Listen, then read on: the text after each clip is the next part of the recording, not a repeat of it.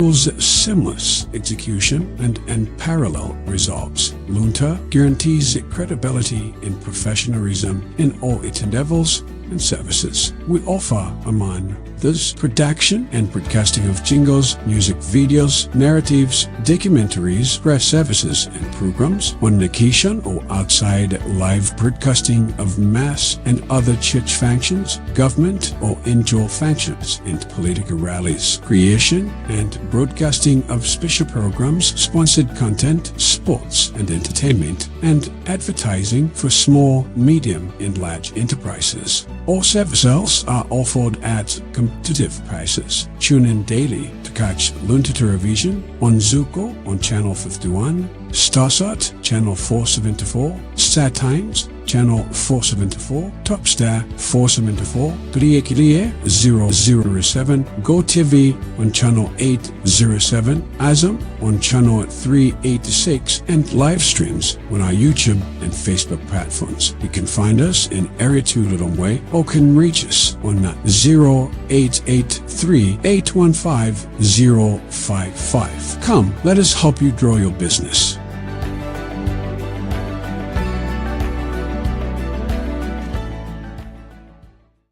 Luntha Television stands chaka chatsopano chopambana makamaka kwa nonse amene ndithu mumakonda kuonera Luntha Television. Mwachiyamba bwanji chakachi mafuno abwino a chaka chatsopano kuchokera kuno ku Luntha TV, makamaka program ya Aimata 1-on-1 imene ndithu imakufikani makamaka lolemba lililonse nthawi ya 5 o'clock, komanso imabwerezedwa nthawi ya 11 o'clock imene imakhala ndithu makamaka lachisanu lina lililonse kodi kumpoto makamaka pakati nanga kumwera chakachi mwachiyamba motani. Ife kuno hayi ndithu chakachi tachiyamba bwino, zonse zikuoneka ndithu kuti zikuyenda bwino.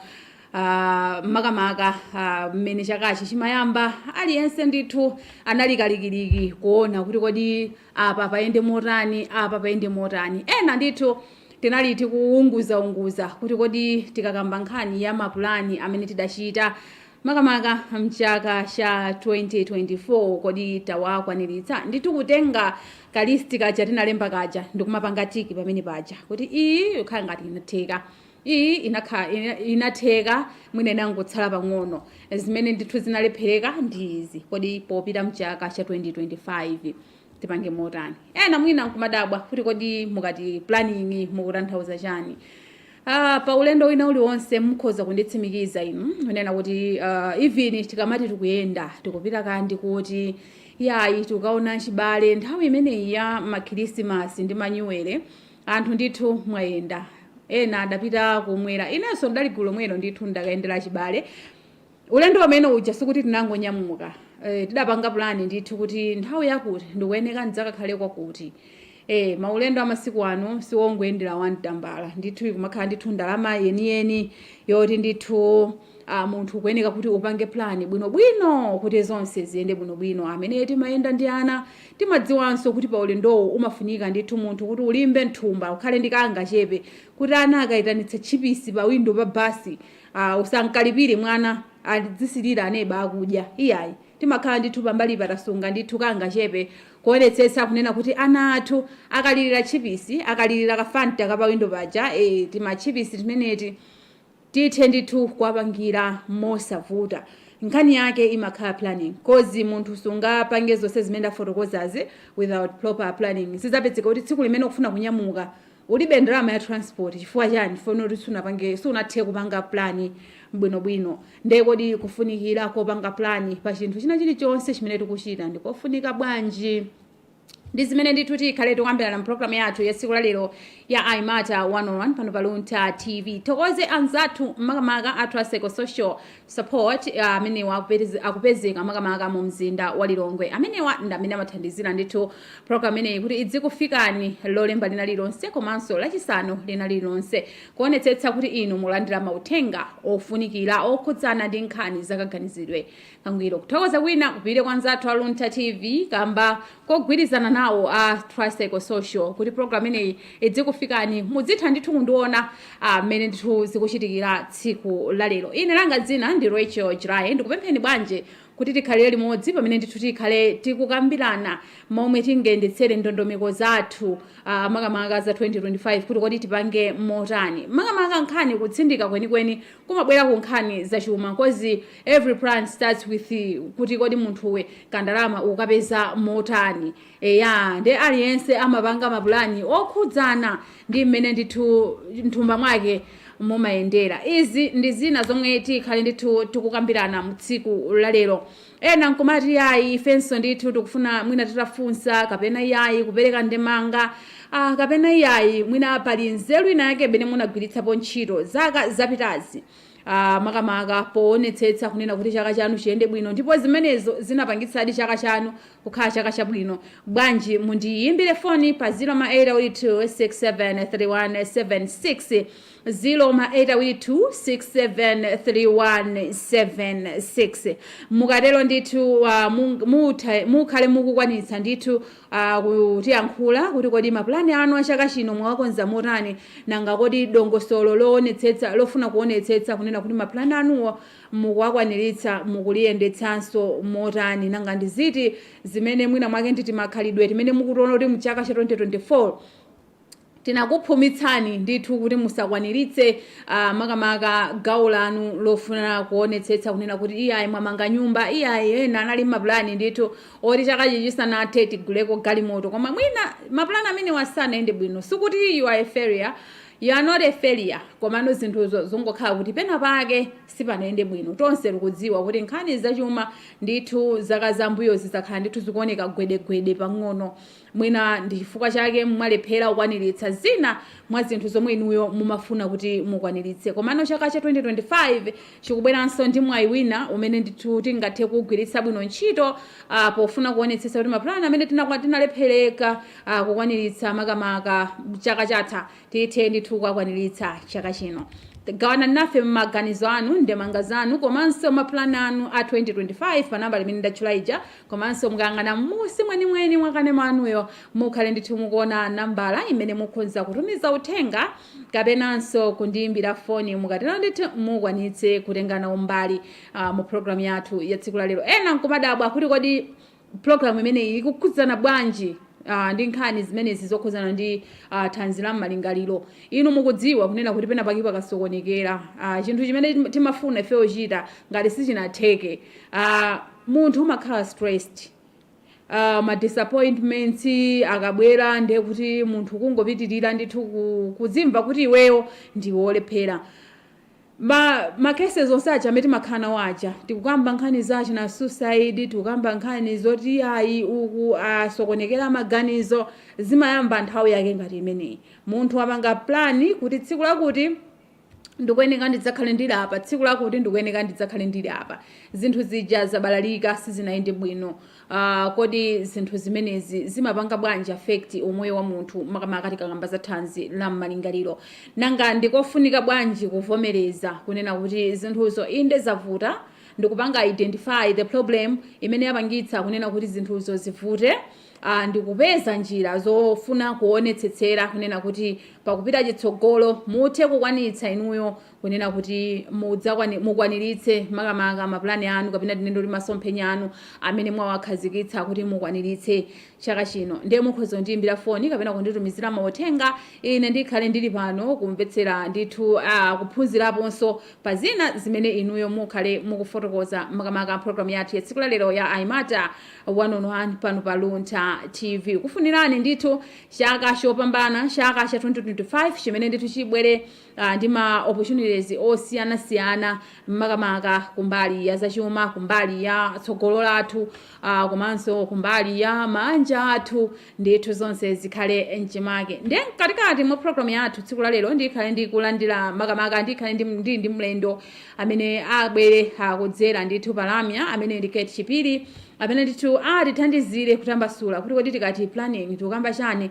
nanga kodi mu planning imo mukuyeneka mukhale ziti ndi ziti, nanga kodi zikakanika, how do we cope with the stress imene imabwera with that failure to achieve chinthu chimene inuyo makhala mukuchiyembekezera kwa nthawi yayitali kuti muthe kuchikwaniritsa. Kodi tingathane nazo bwanji zinthu ngati zimenezi, nanga tingalongosole bwanji kuti zinthu ngati zimenezi zisachitike.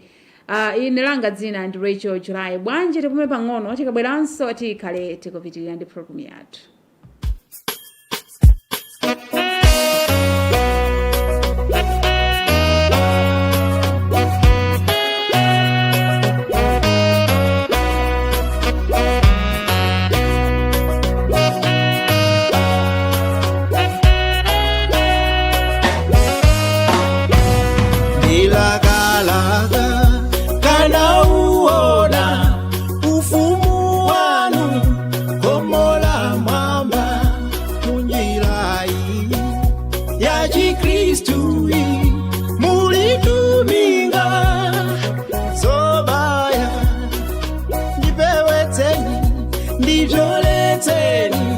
Ndikonze njira ya moyo wanga.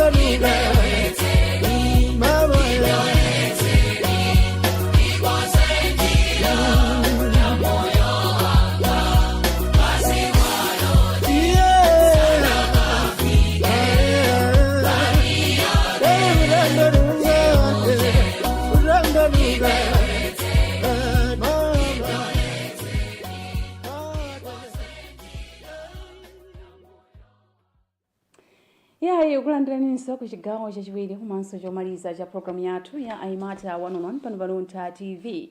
Programu ili makhala ndi tukambirana nkhani zosiyanasiyana makamaka kutsindika pa nkhani yokhuzana ndi thanzi la malingaliro kuti kodi nkhani za mental health kapena kuti kaganizidwe kangwiro tikuziyendetsa motani nanga kodi ndi matenda anji amene amagwira ndithu thanzi la malingaliro athu kapena kuti mental health nanga tingapeze kuti thandizo makamaka la chipatala nanga thandizoli limayenda bwanji kwenikweni chifukwa mbuyomu ndithu anthu akhala ndithu akukhala ndi zikhulupiriro zosiyanasiyana makamaka zikakhala nkhani zokhudzana ndi mental health na iyayi adawakhwimira amene aja kutereko mmene akuyenda muja business ya malume awo ikuyenda bwino mwina ena iyayi mwina zidachitika motere ankafuna kukhwima pena mwina I'm saying mwina chifukwa ino zoti malamulo a dziko lino sakufotokoza kunena kuti pali ufiti umene umachitika koma tikungoti mwina chifukwa ndi zikhulupiriro zimene anthu amakhala ndithu akukhulupirira koma tikakamba nkhani ya mental health ndi chimodzimodzi makamaka thanzi imene lili thanzi lakuthupiko ilolonso nkukhala thanzi la malingaliro ndi momwe timadwalira ndithu matenda monga malungo iyayi chifuwa iyayi chifine ma ulcers tikudwala mimba ndi chimodzimodzinso mmene malingaliro athu amadwalira. Matenda alipo ndithu amene mwakhala muli nafe mu program ineyi mbuyomu takhala ndithu tikufotokozerana za ena mwa matenda amene ndithu amagwira ndithu malingaliro athu komanso kufotokozerana kuti kodi matenda amenewa akagwira malingaliro athu tikuyeneka tipange ziti nanga tikuyeneka tipange chani tiafikira ati amene angathe kutithandizira. Tithokoze kwa nonse amene mwakhala ndithu mukutifikira kudzera malamya kudzera ku maofesi athu umene ndithu mwakhala mukupeza thandizo losiyanasiyana lokhudzana ndi matenda amenewa amalingaliro. Nde programu yathu ya tsiku lero tifuna tikambirane nkhani yokhudzana ndi zokonzekera za chaka cha 2025 ena akambapo kunena kuti ena nkumati kuti kukonzekera 2025 ndi makamaka thanzi la malingaliro zikugwirizana bwanji pamene pali kugwirizana kwa mtundu wanje. Tikakamba zokonzekera ndiye kuti ndi chimene chikupanga define the whole journey of 2025. So if you mess up this time around, it means kuti kutsogolo koseko ndiye kuti it will be tough for you. So that's why we're bringing you this program just to make sure that you grab a tip on how best you can plan your 2025, just to make sure that you are on a right note.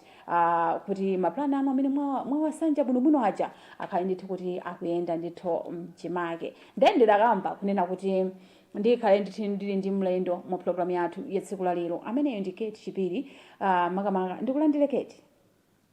Zikomo kwambiri. Zikomo nkhani yake ndi imeneyo we are planning for 2025. Tipange motani kodi tikati planning imeneyi tifotokoze motani kwenikweni. All right. Planning, we can say it is setting up what your goals are in terms of zimene munthu mafuna kwaniritsa. So you're able to prepare for that through the planning. Planning involves how you will be able to carry out that goal, what type of people will be involved, what resources you will need, and also what sort of connections do you need in terms of fulfilling and also actualizing the goals that you have set out for yourself in that year. So that's how we can define planning. Alright, mwina kumafunsa kuti kodi nkhani za mental health ndi planning zikugwirizana motani weniweni? Nkhani za mental health ndi planning zikugwirizana kwambiri chifukwa kuti one can plan to set to have a more productive and also fulfilling year. And also, it links to mental health in the sense that if the plans do not work out, what can a person do? How can a person navigate their emotions? Considering good planning, yeah. So those are the major linkages between planning and mental health. Chabwino, mwina kufotokozera kumwachindunji ndikofunikira bwanji kunena kuti munthu alongosole mwina ndondomeko zimene atatsatire mu 2025 kapena mchaka chimene chikuyamba kumene kapena mu jane inali yonse ya moyo wake, ndikofunikira bwanji to put in place zinthu ngati zimenezi ndikuziphatikiza pamodzi ndikusunga ndithu nkumatsatira zinthu zimenezi?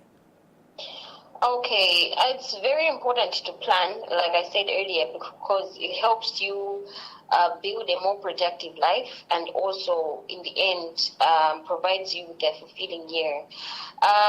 One of the reasons why a person should be able to plan and planning in order to also make sure that their mental health is in check.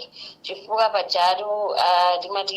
same way we take care of our physical health is the same way we should nurture our mental health, because these two go hand in hand. So planning for the new year 2025 can help with clarity and focus.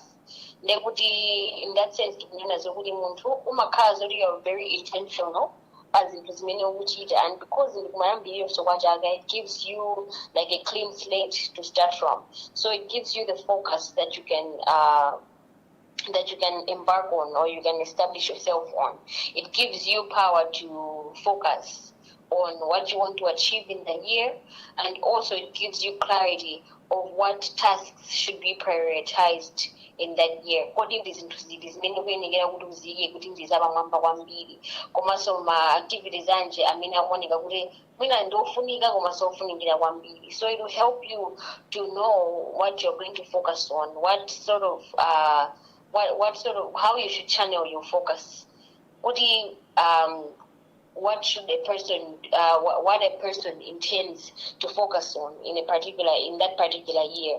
Kuti muntu uja akamakhala azikhazo at the back of their mind subconsciously akakuziwa zokuti okay, ineyo mchaka chinocho these are the major milestones I want to achieve.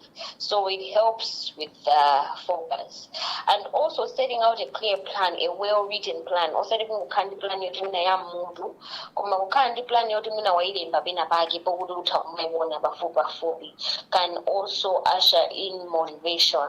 Because motivated, you want a plan, you are taking you're motivated to take further actions that can bring that particular plan to life. It can also energize you throughout the year to have those plans close by where you can see them, because the moment you see them, the moment you go through them, you'll be energized to take further action. But also, how does planning help us in the year 2025, especially to also boost our mental health? It helps with tracking the progress. Ukaona maplana wamene unalemba aja ukakhaza kuti umakhana pafupipafupi umazayang'ana kuti kodi ine uchaka chinochi mwina 4 months down the line, what have you been able to achieve pamaplans ako aja? Kodi chinthu chija chikufunika nthawi yambiri kapena chikufunika mwina ma resources osiyana-siyana? How can the person get to that? So zimathandiza kuti utiwe kupanga track progress yako kuti iweyo uli patikati, kuti zinthu zija zikukwaniritsidwadi kapena zinthu zija mwina changokhala mwina it's neglected. So setting out specific targets will allow you to monitor your progress. It will allow you to strategize as needed. tailoring to your personal needs in terms of the plan that you have written down for yourself. Zimathandiza kuti uzitha kuona kuti kodi okay mina nthawi yanditsira mina padutsa 2 months mina chinthu chija chimafunika kutenga 1 month, so you start to track the progress bwinobwino and you start to strategize kuti okay, this thing did not work out in a month, so maybe if I increase the time to this much, and making sure that you are able to follow through that progress tracking.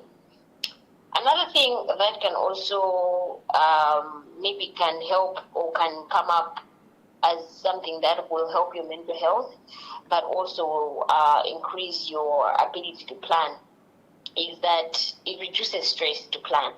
Planning reduces stress. How does this do that? Because you know what you are aiming at or what you are aiming to achieve. Planning imakuthandiza zokuthi ibange reduce minimum uncertainty, stress, and also it gives you a sense of control. You can control the way that you are planning your things, and that way, because you a lot of people satisfied because it's in our control.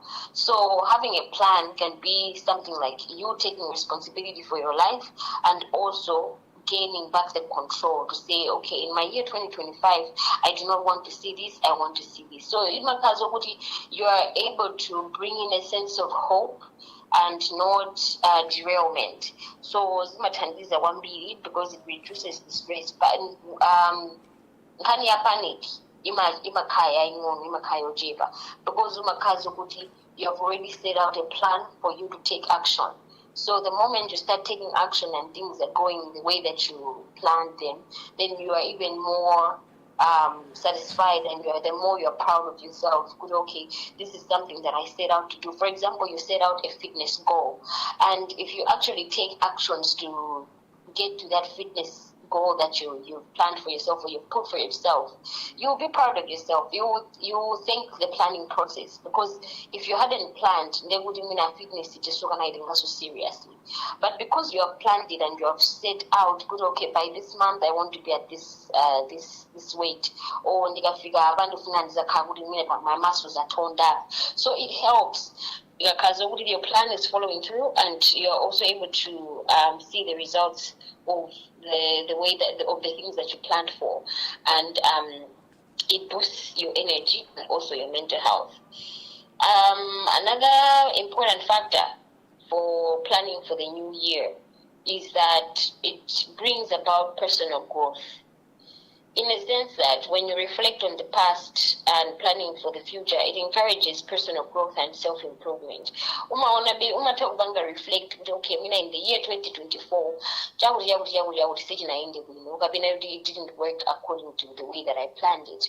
So what are some of the strategies that I can come up with so that I can achieve that goal? So in that way of being curious and also learning what works for you personally, brings about personal growth. For example, if you're a person who never used to have boundaries, so now you are strategizing to set to create more boundaries. And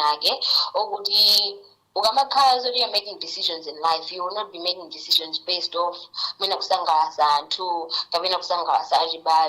but you will be doing something that is more important for you, and in that way you will be feeling eased up.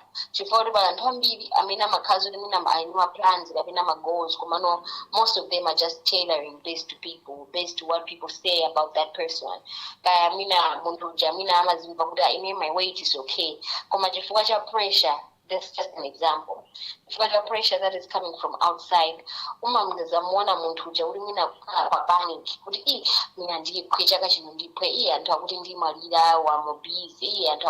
I'll have health problems or this or that. So instead of planning from a place of panic and fear, you are able to see your own growth as a person.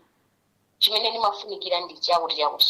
you set yourself, you set a plan for yourself that works for you, and not pleasing some auntie or some uncle, or let's say you've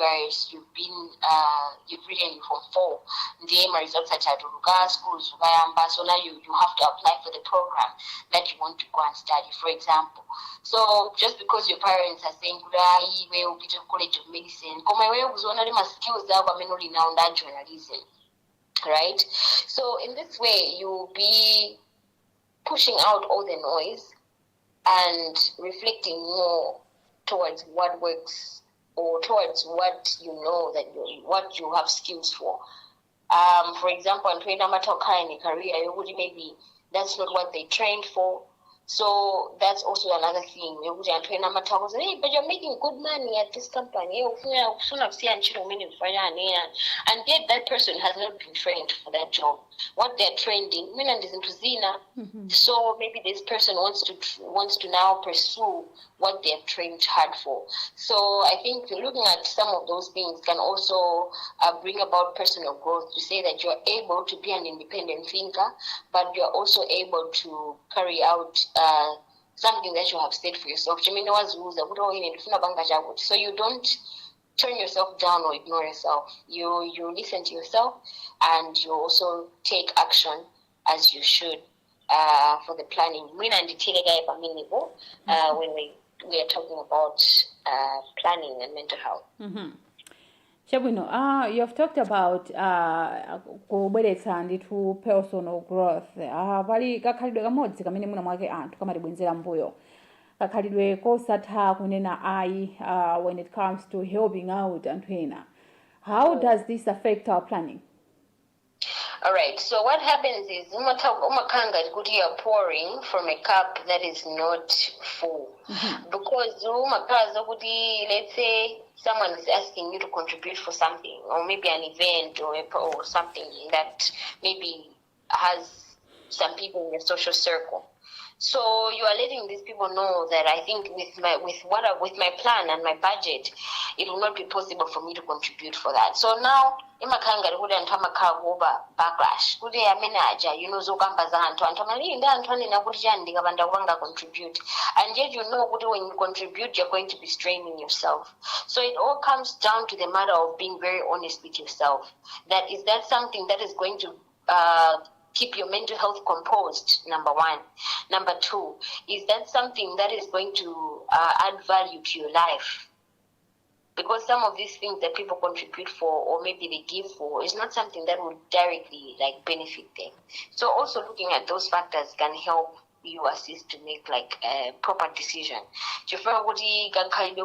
People, please come across the tendency to bring about stress in someone's life, because what you want to do is you're living for other people. You're not living for yourself. You're not being true to yourself. So, for example, in my friends, they can afford to get a new car every year, but you know that your finances are not letting you get a brand new car every year. So it all comes down to honesty. That's why I'm a business trainer. In a lifestyle, I'm a shortcut just because they want to live up to my standards. We change cars every year, and yet they are not living within their means. So it puts pressure on a person, and once a person is experiencing pressure, it brings about stress, bringing about burnout, bringing about all sorts of mental health conditions that you can think of, anxiety, depression, because now you have gone through the trenches because you were trying to keep up to a standard of life that you couldn't afford. So it's very important to live within your means. Maybe you're in a group of friends and your friends are saying, no, holiday to be to Dubai. For sure, my savings or So it's like kudi umakanga kuzibanga strain kwambili, and yet when you accept kudi maybe living within your means to be able to say no. Okay, guys, I think nails and I'm not going to be able to do that with you guys. Have fun for all of us. That's also okay. It's not like kudi something is going to change, your status is going to change, just because your friends left you for Dubai and you're still in the country and things like that. So very cautious. Am I living within my means? And being very honest with yourself. And also knowing that even if you've made that mistake to say maybe you didn't live within your means, or you didn't live within your budget, or you didn't live according to your plans, there is still room for you to learn, to reflect on. Say, for example, in the past year, maybe you had written down certain plans. So you ask yourself, those plans, were they fulfilled or were they not? And if they were fulfilled, what steps did you take so that you should add on and increase that energy? Komano, if they didn't work, you also ask yourself, what did I achieve my goals and mafunaja? So it also comes down to really being honest with yourself and not looking at because at the end of the day, this is your life, and you are the one who's going to live with the consequences. For example, let's say even mabanja or your marriage, someone will be pressured, maybe just because they've been single for a long time. So maybe there's like somebody who is a potential and things like that. Come on, toxic. This single person or this person who has been single for a very long time. So now friends just go like, hey, just give this person a chance, and all these things. They're forgetting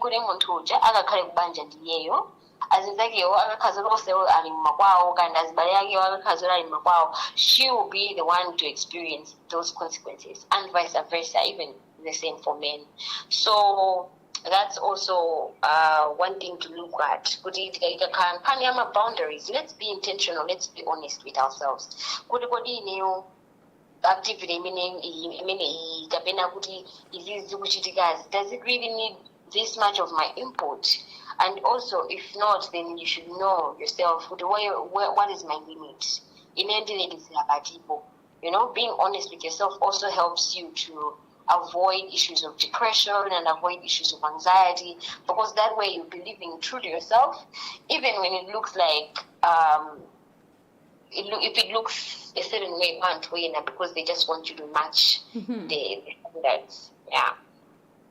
All right. Wena nkuma dabwa kuti ineyo like zaka zupita, like I've been doing this planning of a thing every year, ndimalemba listi yoti chaka chino ndiwenika ndikwanitse izi, koma chaka china chilichonse zimangobuduka basi, palibe chimene ndingaloze kuti chaka ichi ndinalembako izi ndinakwaniritsa izi. Mwina vuto limakhala pati? Okay, when it comes to issues like that, maybe you've been planning for the same thing and it's not happening over the years. One thing you have to look at is, what is your strategy? Because as soon as I think a strategy, if you're doing the same things in 2022, then don't expect new results. So you have to be uncomfortable sometimes to be able to take out certain actions or to be able to do certain things. Maybe say, for example, you want to save an amount of money. Something has come up, you have used it. You have used it. Just because your eyes were attracted to that thing. So that can also affect your financial goals. So you should be very intentional. But okay, I keep on spending, the money that I want to save.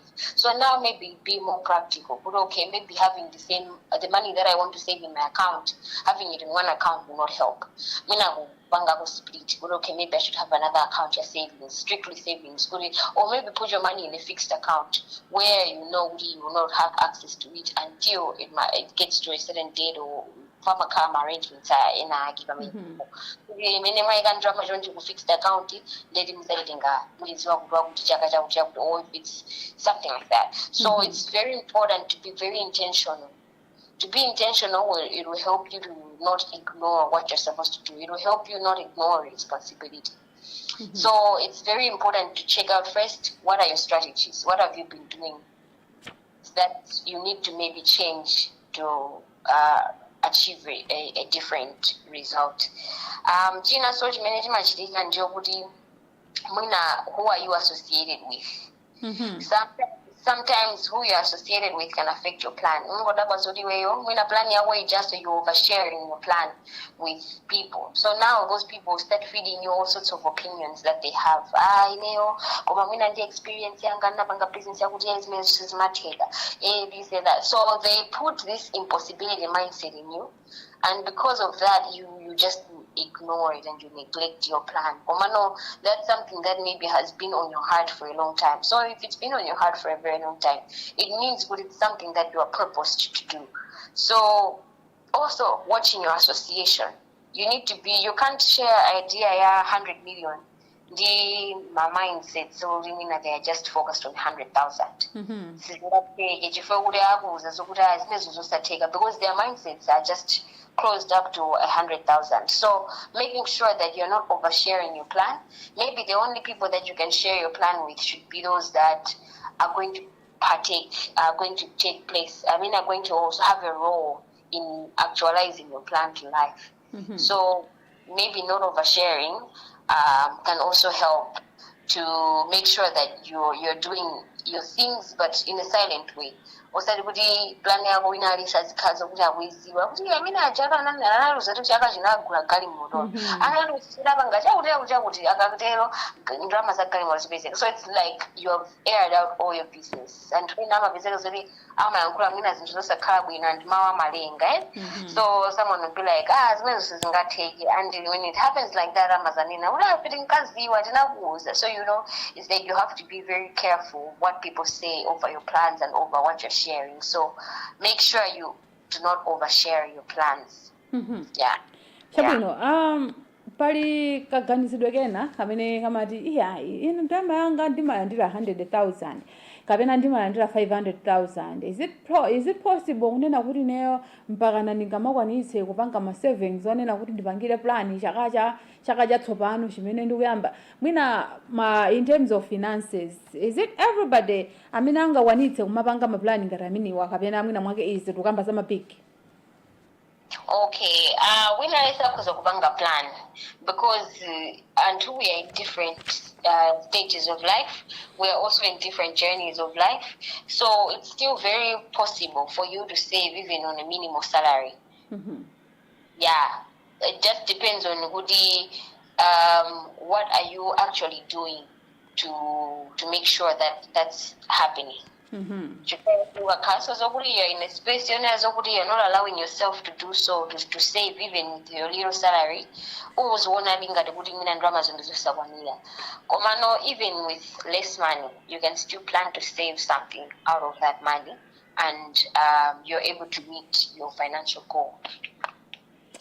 Chabwino, tikakamba nkhani ya planning, tukamba nkhani ya kwa wina aliyense, including those people who are in relationships, who are in marriages.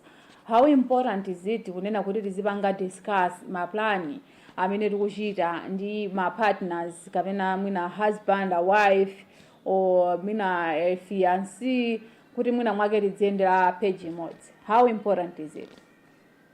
It's very important, especially for people who want to do life together or who are sharing a life together. Then it's very important your planning should be on the same page, because at the end of the day, what you want to achieve is something that can cover for you both. So, individual plans where the partner or the spouse is supposed to support. In that way, I would also encourage partners to support their spouse or their person when it comes to annual planning. Because plans maybe they're outside of their family or they're outside of their marriage. That's an individual thing. So it's still important to share with your partner, because that way you be able to encourage each other and also to support each other in achieving that goal. Well, sometimes it can be risky if we're planning job partner kapena spouse akuza kuiona kuti koma plan imene kupanga ilonde ndina mwina nisindikwanisa kuti ndipange ndikhale involved. So that's when discussions of compromise come in. Good, okay, maybe this might be a bit too much for you, but how can we come back to it being beneficial for me, but also it not being too much for you as a partner or as a spouse? So those conversations are very important for people who are living who are couples, or people who are married and all of that. My fiance and sometimes it's good to share those plans, because maybe on those plans by my individual plans. That way, with your partner or your spouse, you can work on how to actualize that individual plan without sabotaging what you two have going on. So, yes.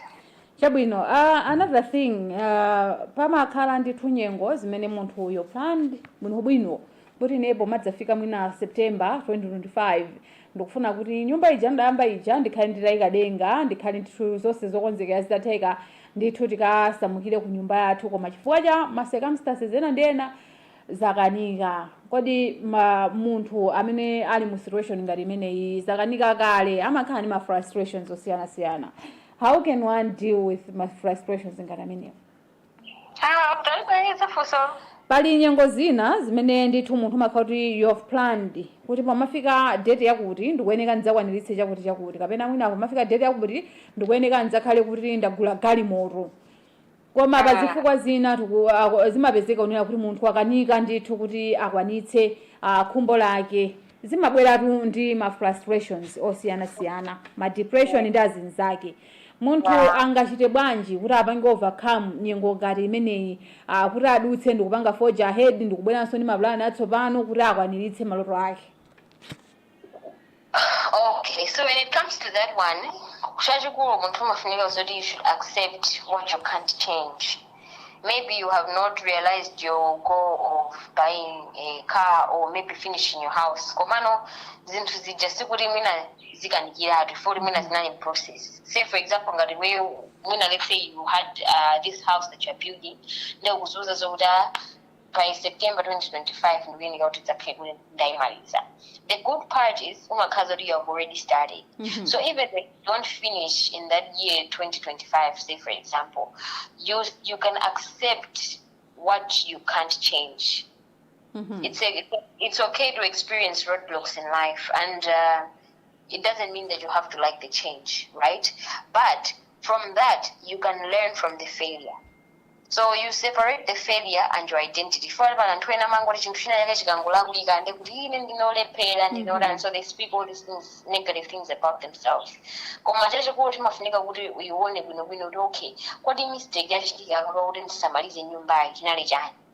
did I use my funds for?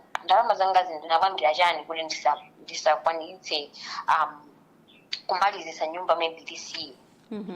So you learn from the failure.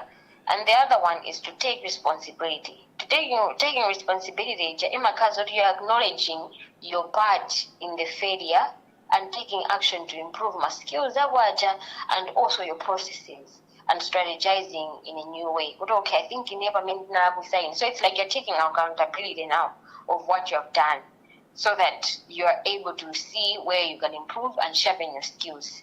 So it's not a matter of, I'm a failure, everything I do comes to crashing, or I'm a what. No, don't speak negative things about yourself. Also, they are clear into those but you should be able to learn from analyze the situation.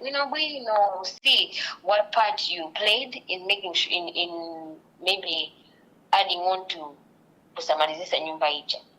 Right? And when you do that, you sharpen your skills, you sharpen your processes, you change your actions, and you also start revising an action plan to say that, okay, maybe that action plan that I had did not work.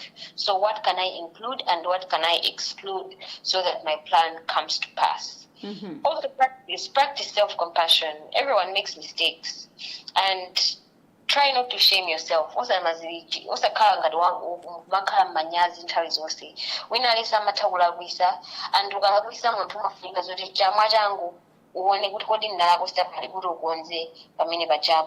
boost your self-esteem. Even when things are going left, boost your self-esteem still. Everyone makes mistakes, so shift your thoughts about to a possibility mindset to say, okay, even though this did not go the way that I thought, but it's still possible in one way or another. So that's developing a growth mindset. And when they kill a goat using they kill with a panga, panga slice the head, and they'll start with the legs, and they'll cut the middle of the goat. So it's different how we tend to achieve our goals and plans. You start from somewhere, and if you've already started from somewhere, then keep pushing yourself to get to a better place. Practice healthy coping skills. That means exercise. Try to do the things that you love. Spend time with your pets, and timakonda farming, do that, be into farming, go for a walk, call a friend who is always empowering and encouraging you. So that can also help as you get along to strategize differently and also change the processes. You can be doing these so that you're not straining yourself with negative thoughts. And you can also build a supportive network. Connecting with people who have done the same thing that you want to do helps. They might criticize you, but criticize look at it from a positive point of view.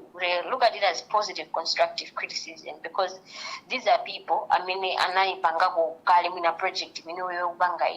So they can help you with certain skills and they can tell you the truth.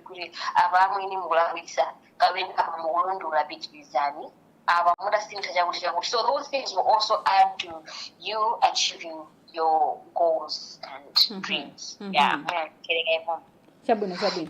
Iya ndikang'ana ndi nthawi ikuoneka ngati kuti nthawi sikutilola tikuyeneka tifumukepo, koma mwina tisanafike kumapeto kwenikweni kwa program yathu ndikupatse mpata uyankhule mawu omaliza.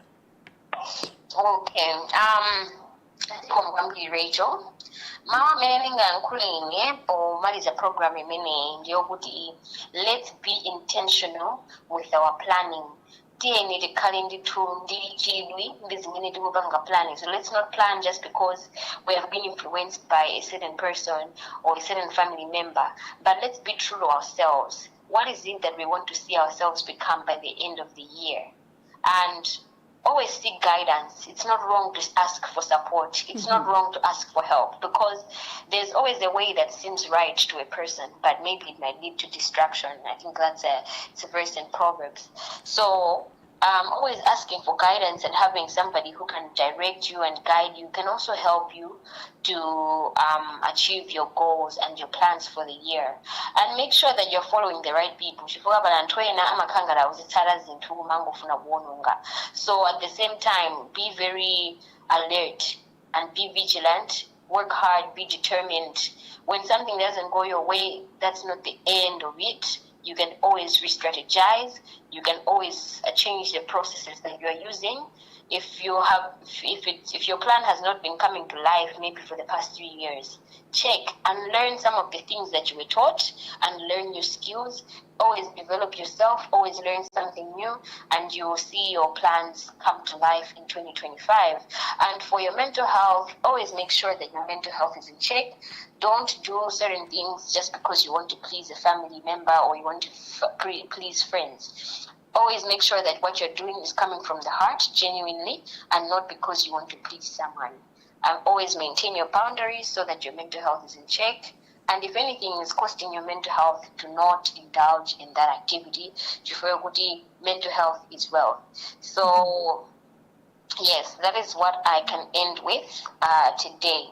And also, if you're looking for therapy and counseling, you can always reach out to me on 0883 958 907 or on 0991 072 071. Ayi ine ndathokoza kuti unapeza mpata kukhala nafe mpologalamu ya tsiku la lero. Zikomo kwambiri kukhala nane mu program ya tsiku la lero. Zikomo. Yayi amati zimvere muntolo iyo inali makamaka nkhani yokhudzana ndithu ndi mmene tingachitire kuti chaka chathu tichione bwino, chaka chathu tichiyambe bwino komanso tichimalize moyenerera, kuti pasadzakhale madando ena aliwonse. Kuti kodi apa kodi ndidati mwezi wakuti ndidzatere kapena ndidzatere koma zikuoneka ngati sizidatheke chifukwa chani. Amene ndike chipiri amene watithandizira kuti tambasulira makamaka kuti kodi ndondomeko zathu tizisanje motani. Kuti it's okay to ask for help from other people amene ndithu tikudziwa tikuwadalira kunena kuti akhoza kutithandiza kusanja ndithu maplani oyenerera makamaka oyendetsera mchakachi. Tikayang'ananso kunjaku kula akadaulo osiyanasiyana amene ndithu amathandizira nkhani ngati zimenezi. Iyayi ineyo chaka chino I'm having a big project. Komano ndikufuna kuti ndondomeko zake muchite kundithandiza kuti mwina mwake ndithe kukwaniritsa bwinobwino masomphenya anga mchakachi amene onse ndithu akadaulo alipo ndithu. Ngatinso kukhale kotheka sabata yamawa tikhale tikubwera ndi mmodzi mwa akadaulo amenewa amene ndithu akhale akutithandizira kuti kodi how best can we plan, can we visualize chaka chathu kuti mwina mwake zinthu zathu zithe ndithu kuyenda molingana ndi mmene ifeyo ngateni yake tikufunira. Cholinga nkufuna kuti inuyo kumeneko mukhale ndithu mukupanga maplani anu moyenerera komanso ndithu mosunga nthawi. Ndikang'ana nthawi apa ikuoneka ngati kuti sili kumbali yathu komano akuti it's okay. Mwina mwake nthawi zina kunenako ayi kumanenako ayi chifukwa mukamangokhala committed ku zinthu za anthu ena nde kuti inuyo zanu zizikhala kunena kuti each and every time zikupanga suffer. We are not saying kunena kuti you shouldn't be helping other people. You can help other people, but at least no kunena kuti inunso you have your things that you need to achieve at the end of the year. Zimene mwina mwake ananu banja lanu ndi ena onse amene amadalira inuyo adzakhale ndithu akudalira zinthu zimene. So it's okay to help komanso inuyo help yourself first. Kuti muthenso kukathandiza ena. Dokotala amene akudwala sangakathandize odwala. Kuyeneka kuti iye achilekaye kuti akwanitse kukafikira anthu ena. So make sure kunena kuti you are putting yourself first, you are putting your family first before going out kukapanga zinthu zina. When you grab ma tips amene Kate Chipiri wanena mtsiku la lero ndikukhulupirira kunena kuti akhale akukuthandizirani makamaka kukwaniritsa masomphenya anu a chaka cha 2025. Makamaka kuti tikamadza kumananso December tidzakhale tikuwuzana nkhani zina. Kuchokera kwa ine Rachel July ndingokufunirani chaka chabwino chatsopano cha 2025 kuti inuyo tapambanani ndithu mu zinthu zanu zonse zimene mukuchita. Kwanza tu Atraseko Social ife tikuti zikomo komanso Luntha TV tikuti zikomo chifukwa ndithu chothandizira program ineyi kuti idzilipeza makamaka lolemba lina lililonse nthawi ya 5 o'clock mpaka na 6 o'clock. Komanso imabwerezedwa makamaka lachisanu lina lililonse nthawi ya 11 koloko kummawa kufikira ndithu 12 o'clock. Nkuthenga mufuna thandizo mukayang'ana ndithu musi mwakane manuyo mukhale mukuona ndithu nambala 0882673176. Mutha ndiyimbira foni kapena kutumizira uthenga ndithu mukwanitse kupeza thandizo makamaka la kaganizidwe kangwiro kapena kuti mental health pa Chingerezi. Ine langa dzina ndi Rachel July. Kufikira sabata yamawa pamene tidzabwerenso ndi program ngati yomweyi mwakomana onse pitirizani kuona ma program otsatira pano pa Luntha TV. An autonomous faith-based broadcaster with a national and international reach. Experience the difference with Luntha Television, where innovation meets experience. Our dedicated team, backed by cutting-edge technology, ensures seamless execution